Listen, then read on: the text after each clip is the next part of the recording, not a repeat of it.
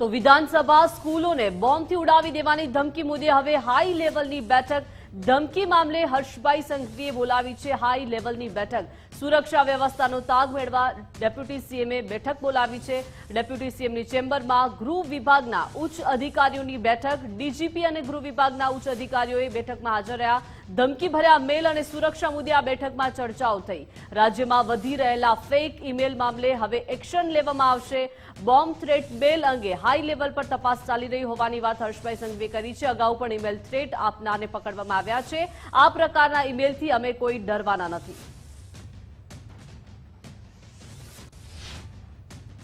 આજે વહેલી સવારે ગુજરાત વિધાનસભામાં જે ઈમેલ આવ્યો હતો તેની તપાસ હાઈ લેવલ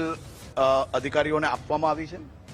અને ભૂતકાળમાં બી આ પ્રકારના પ્રયાસ કરનાર લોકોની સંપૂર્ણ ઊંડાણપૂર્વક તપાસના માધ્યમથી બાંગ્લાદેશ હોય કે પાકિસ્તાનના જે ઈમેલના થ્રેટ હતા તેના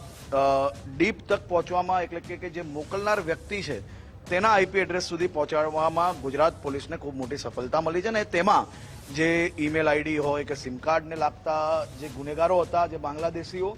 અને ખાસ કરીને બંગાળ અને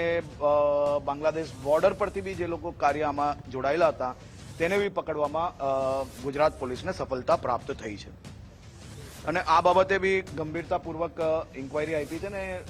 મેં પોતે બી હાઈ લેવલ કમિટીની એક મિટિંગ બોલાવી હતી અને વિધાનસભામાં દરરોજ જે કોઈ એના પ્રોટોકોલ છે એમાં ચેકિંગ થતું જ હોય છે પરંતુ એના પ્રોટોકોલના હિસાબે આજે બી આ ચેકિંગ કરવામાં આવ્યું છે વિધાનસભા રાબેતા મુજબ ચાલુ છે આવા ઈમેલ ફિમેલથી ગુજરાત પોલીસ કે ગુજરાતની જનતા ક્યારેય કોઈ પ્રકારની ડર નથી રાખતી વિધાનસભામાં સંપૂર્ણપણે